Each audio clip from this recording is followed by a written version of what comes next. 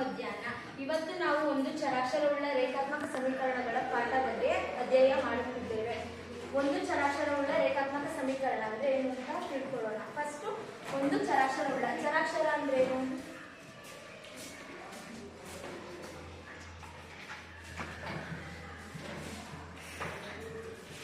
ಒಂದು ಚರಾಕ್ಷರವುಳ್ಳ ರೇಖಾತ್ಮಕ ಸಮೀಕರಣ ಅಂದ್ರೆ ಒಂದು ಹುಡುಗಿ ಹತ್ರ ರಿಯಾ ಅಂತ, ಆ ಹುಡುಗಿ ಹತ್ರ ಒಂದು ಬುಟ್ಟಿಲಿ ಆಪಲ್ಸ್ ಇರುತ್ತೆ. ಆ ಹುಡುಗಿ ಹತ್ರ ಆಪಲ್ಸ್ ಇರೋದು ಒಂದು ಬುಟ್ಟಿಲಿ ಎಷ್ಟು ಅಂತ ಗೊತ್ತಿರಲ್ಲ. ಆ ಹುಡುಗಿ ಫ್ರೆಂಡ್ ಹೆಸರು ಪ್ರಿಯಾ ಅಂತ. ಆ ಹುಡುಗಿ ಇಬ್ರದ್ದು ಸೇರಿಸಿದ್ರೆ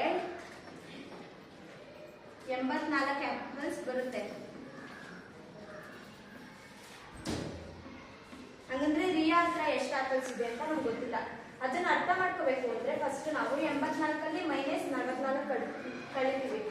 84 44 ಕಳೆದಾಗ ಬರೋ ಆನ್ಸರೇ ರಿಯಾ ಹತ್ರ ಇರೋ ಆಪಲ್ಸ್ ಎಷ್ಟು ಅಂತ ಗೊತ್ತಾಗುತ್ತೆ. ಮತ್ತೆ ಇನ್ನೊಂದು ಹುಡುಗನ ಹತ್ರ ರವಿ ಅಂತ ಅಪ್ಪ, ಅವ್ರ ಹತ್ರ ಇಬ್ರು ಮಕ್ಕಳು ಇರ್ತಾರೆ. ಇಬ್ರು ಮಕ್ಕಳಿಗೆ ಸಮಾನವಾಗಿ ಕಾಸು ಹಂಚ್ಬೇಕು ಅಂದ್ರೆ ಒಂದು ಚೀಲದಲ್ಲಿ ಅವ್ರ ಹತ್ರ ಕಾಸು ಇರುತ್ತೆ. ಆ ಕಾಸಲ್ಲಿ ಇಬ್ರಿಗೂ ಹಂಚ್ಬೇಕು ಅಂದ್ರೆ ಡಿವೈಡೆಡ್ ಬೈ 2.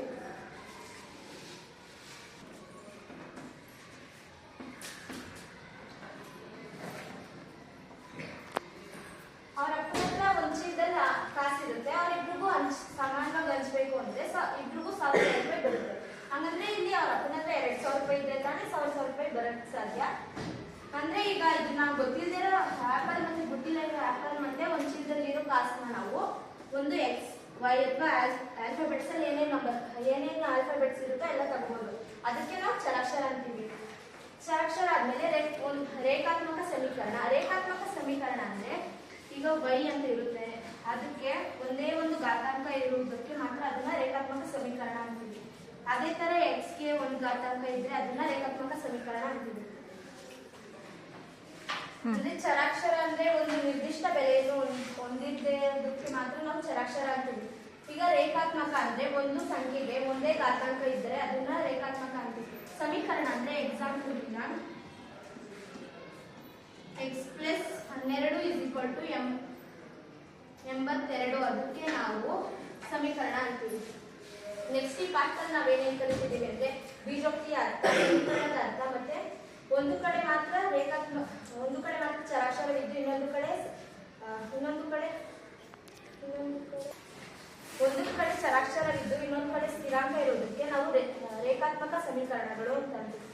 ಈಗ ಫಸ್ಟ್ ಒಂದು ಲೆಕ್ಕ x + 14 = 63.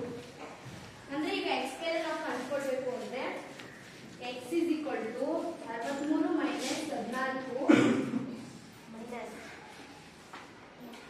14 ಅಂತ ಮಾಡ್ಕೊಳ್ತೀವಿ. ಆಮೇಲೆ x = 63 ರಲ್ಲಿ 14 ಕಳೆದಾಗ ಎಷ್ಟು ನಂಬರ್ಸ್ ಬರುತ್ತೋ ಅದನ್ನೇ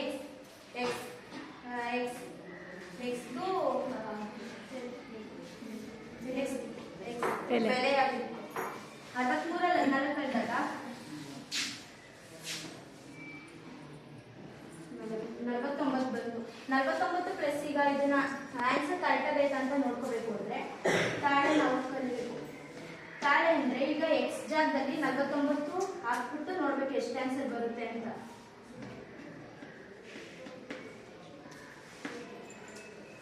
+ 49 + 14 = 63 ಬರುತ್ತಾ ನಮ್ಗೆ?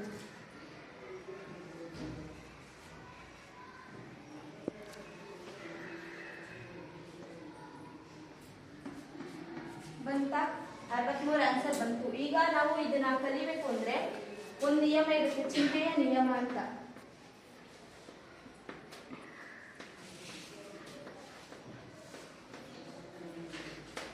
ಅಂದ್ರೆ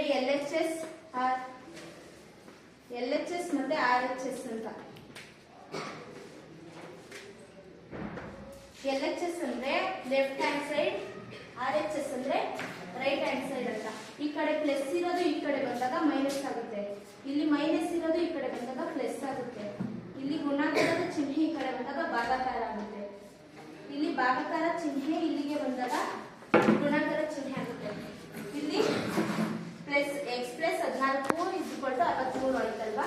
ಇಲ್ಲಿ +14 ಇಲ್ಲಿ ಬಂದಾಗ -14 ಆಗುತ್ತೆ. ಅದನ್ನೇ ನಾವು ಚಿಹ್ನೆಯ ನಿಯಮ ಅಂತ ಕರಿತೀವಿ.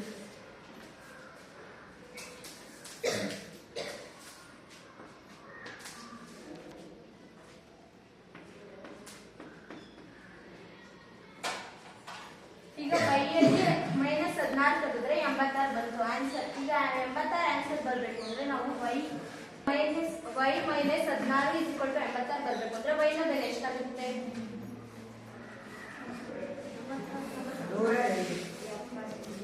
y = 86 ಅಂತ ಬರ್ಕೊಂಡಿಲ್ವಾ ಅಲ್ವಾ? ಆಮೇಲೆ -16 ಈ ಕಡೆ ಬಂದಾಗ ಏನಾಗುತ್ತೆ? +16 ಬರ್ಕೋಬೇಕು. ಆಮೇಲೆ y = 86 + 16 ಎಷ್ಟಾಯ್ತು? 102.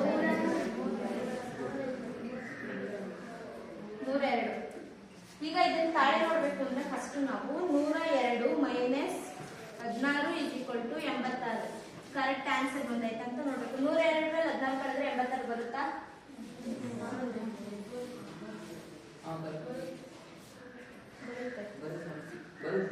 ಈಗ ನಾವು ಈ ಪಾಠದಲ್ಲಿ ಒಂದು ಭಾಗ ಆಗಿರೋದು ಸಜಾತಿ ಪದ ಮತ್ತೆ ವಿಜಾತಿ ಪದ ಅಂದ್ರೆ ಏನು ಅಂತ ತಿಳ್ಕೊಳ್ಳೋಣ. ಫಸ್ಟ್ ಸಜಾತಿ ಅಂದ್ರೆ ಕನ್ನಡದಲ್ಲಿ ಸಜಾತಿ ಅಂದ್ರೆ ಕಾ ಅಕ್ಷರಕ್ಕೆ ಕಾವತ್ತಕ್ಷರ ಇದೆ, ಅದನ್ನು ಸಜಾತಿ ಅಂತೀವಿ. ಅದೇ ರೀತಿ ಗಣಿತದಲ್ಲಿ ವೈಗೆ y² ಅಂತ ಇದ್ರೆ ಎಲ್ಲ ಪದಕ್ಕೂ 6y², 7y² ಆ ತರ ಇರಬೇಕು. ವಿಜಾತಿ ಅಂದ್ರೆ y1 ಅಂತ ಇದ್ರೆ ಇದಕ್ಕೆ ಬೇರೆದಿರುತ್ತೆ, x² y² ಆ ತರ ಇರುತ್ತೆ. ಈಗ ಸಜಾತಿ ಒತ್ತಕ್ಷರ y² 6y² ಆ ತರ ಇನ್ನ ಎಕ್ಸ್ಟ್ರಾ ಎಲ್ಲ ಇರುತ್ತೆ.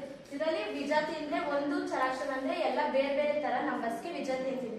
ಈಗ ಏಕಪದ ಅಂದ್ರೆ ಏನು ಅಂದ್ರೆ XYZ ಅನ್ನೋದು ಏಕಪದನ, ದ್ವಿಪದನ, ತ್ರಿಪದನ ಅಂತ. XYZ ಒಂದು ಏಕಪದ. ದ್ವಿಪದ ಅಂತ ತಿಳ್ಕೋಬೇಕು ಅಂದ್ರೆ ನಾವು 6 XYZ ಅಲ್ಲಿ ಒಂದು ಚಿಹ್ನೆ ಬರಬೇಕು. ಯಾವ್ದಾದ್ರು ಪ್ಲಸ್ ಮೈನಸ್ ಯಾವ್ದಾದ್ರು ಚಿಹ್ನೆ ಬರ್ಬೋದು. ಈ ತರ ಮಧ್ಯದಲ್ಲಿ ಒಂದು ಚಿಹ್ನೆ ಬಂದ್ರೆ ಅದನ್ನ 6XYZ + XYZ² ಮತ್ತೆ -x², ಇದನ್ನ ನಾವು ತ್ರಿಪದ ಹೋಗ್ತೀವಿ. ಇದೇ ತರ ಬಹುಪದ ಅಂದ್ರೆ ಇದು ಪ್ಲಸ್ ಇನ್ನ x² x³ ಆ ತರ ಮುಂದೆ ಬರ್ತದೆ, ಅದನ್ನ ಬಹುಪದ ಅಂತೀವಿ.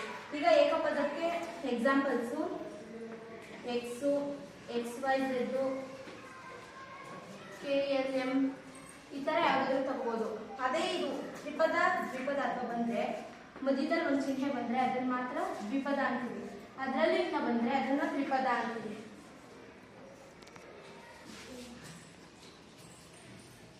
ಈಗ ಸಜಾತಿ ಪದ ಅಂದ್ರೆ y² ಮತ್ತೆ 6y² ಒಂದು ಚರಾಕ್ಷರ. ಸಜಾತಿ ಅಂದ್ರೆ ಒಂದೇ ತರ ಚರಾಕ್ಷರ ಇದ್ದು ಅದಕ್ಕೆ ಒಂದೇ ಘಾತಾಂಕ ಇದ್ರೆ ಅದನ್ನ ಸಜಾತಿ ಪದ ಅಂತೀವಿ.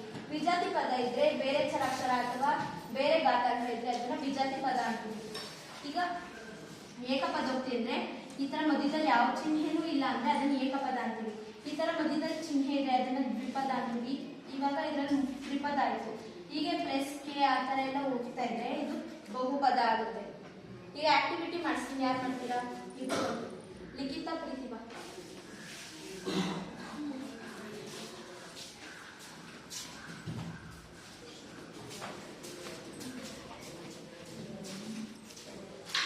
ಸಜಾತಿ ಮತ್ತೆ ವಿಜಾತಿ ಬೇರೆ.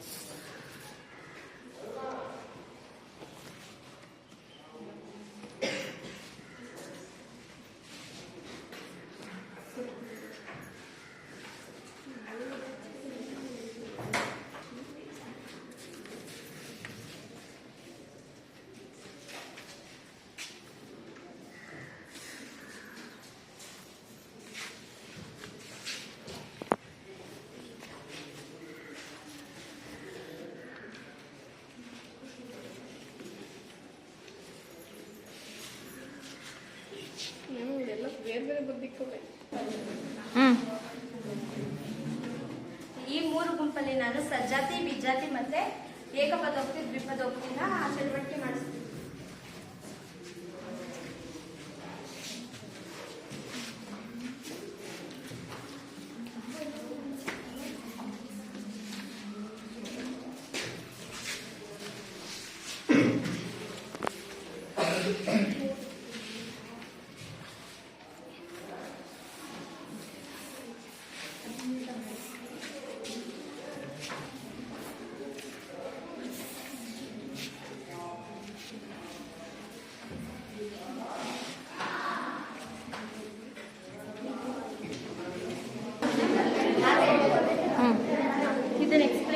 ಸಜಾತಿ ಪದ ಅಲ್ಲ ಇದೆಲ್ಲ ಸಜಾತಿ ಪದ, ಇದೆಲ್ಲ ವಿಜಾತಿ ಪದ. ಇದು ಸಜಾತಿ ಪದ ಏನಂದ್ರೆ ಸ್ವರಾಕ್ಷರನು ಸೇಮ್ ಇದೆ ಮತ್ತೆ ಘಾತಾಂಕಗಳು ಸೇಮ್ ಇದೆ, ಅದಕ್ಕಾಗಿ ಇದು ಸಜಾತಿ ಪದ. ಇದು ವಿಜಾತಿ ಪದ ಯಾಕಂದ್ರೆ ಚರಾಕ್ಷರ ಒಂದೇ ಇದೆ, ಇದೆಲ್ಲ ಬೇರೆ ಬೇರೆ ಇದೆ, ಇದ್ರದ್ದು ಸೆಟ್ಟು ಇನ್ನೊಂದಿಲ್ಲ, ಅದಕ್ಕೆ ವಿಜಾತಿ ಪದ. ಇವೆಲ್ಲ ಸಜಾತಿ ಪದ, ಇವು ಸಜಾತಿ ಪದ, ಇವು ಸಜಾತಿ ಪದ, ಇವಕ್ಕೆಲ್ಲ ಘಾತಾಂಕಗಳು ಒಂದೇ ಇದೆ. ಇವು ಮಾತ್ರ ವಿಜಾತಿ ಪದ, ಇವಕ್ಕೆ ಘಾತಾಂಕ ಆಮೇಲೆ ಚಿಹ್ನೆಗಳೆಲ್ಲ ಬೇರೆ ಬೇರೆ ಇದೆ, ಅದಕ್ಕೆ ಇದು ವಿಜಾತಿ ಪದ.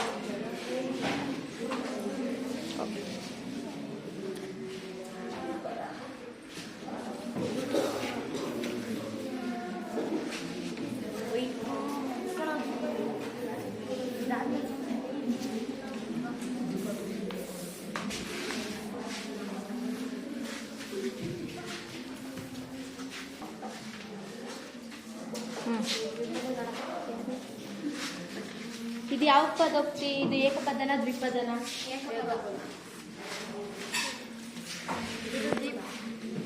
ದ್ವಿಪದ ಇದು.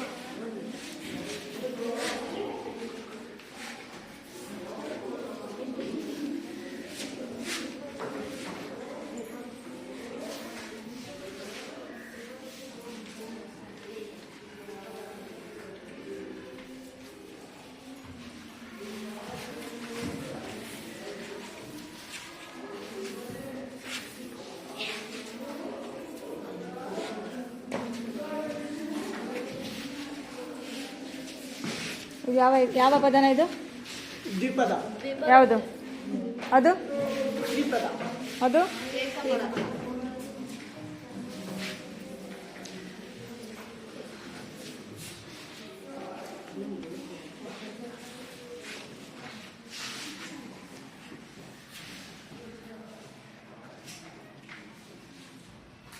Okay, good. ಕ್ಲಾಪ್ಸ್ ಹಾಕ್ರಿ.